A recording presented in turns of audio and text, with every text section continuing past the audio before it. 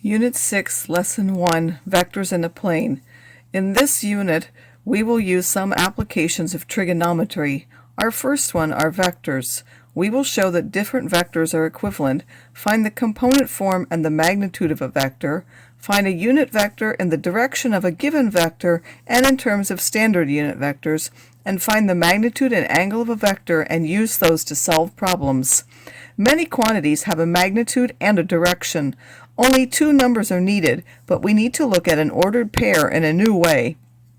A directed line segment, or an arrow, has a tail, the start, and a head, the end. The magnitude is the length of the vector, and the direction is the direction in which the arrow points. Note that a vector is not a ray. The arrow gives the end and does not mean that the vector continues on forever. This is the start, and this is the end. This is the tail, this is the head.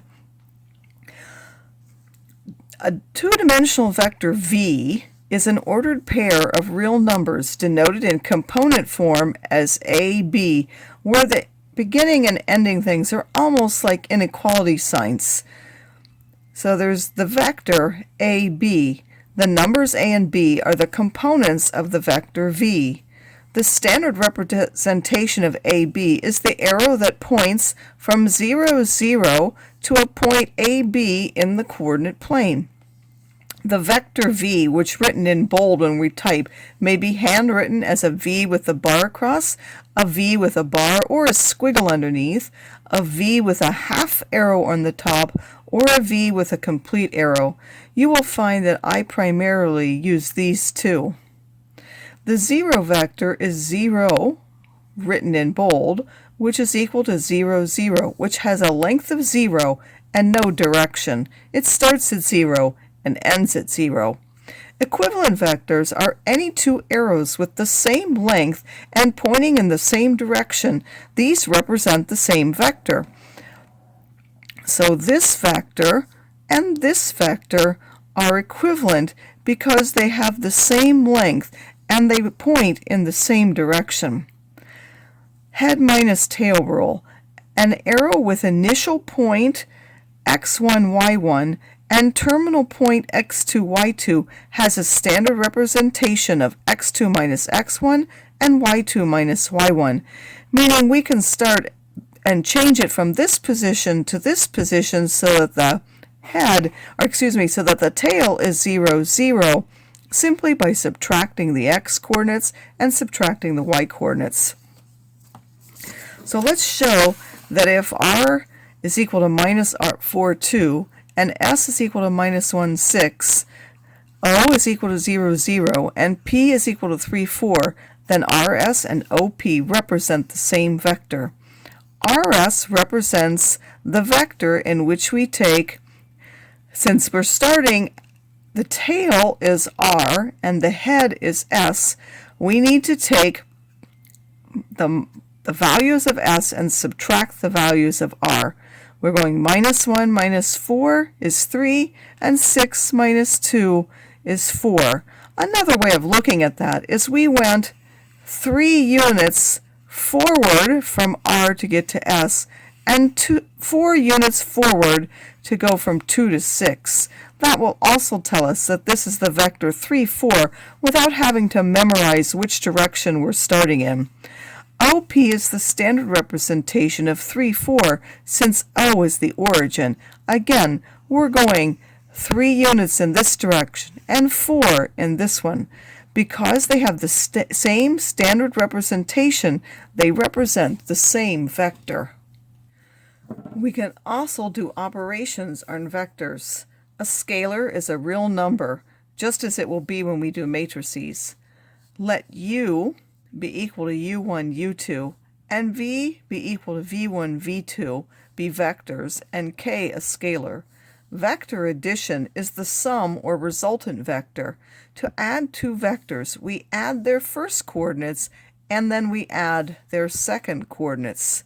Scalar multiplication is when we take a scalar k, meaning just a number, and multiply it by each component of the vector, so that ku is equal to k times u1 and k times u2. In terms of geometry, geometric addition of vectors is we have two vectors A and B. We can consider putting one vector tail to head, and then where the head was for one, we put the tail of the next one and put that vector. C is the result of doing that.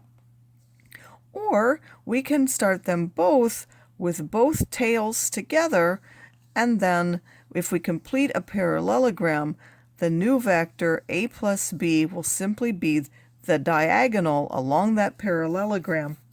And either representation will give us the geometric addition of the vectors, just like we get by adding the components. So if I have u is minus 1, 3, and v is 2, 4, then if we want to find u plus v and u minus 2v, we can do the following. To get u plus v, again, we simply add the first components, and then we add the second components. To find u minus 2v, we can find minus 2v first. Minus 2 means multiplying each element of v by minus 2 to give this vector, and then we can add that to u by adding the first components and then adding the second components, or we could have just done minus 1 minus 2 times 2 in the first place, and 3 minus 2 times 4.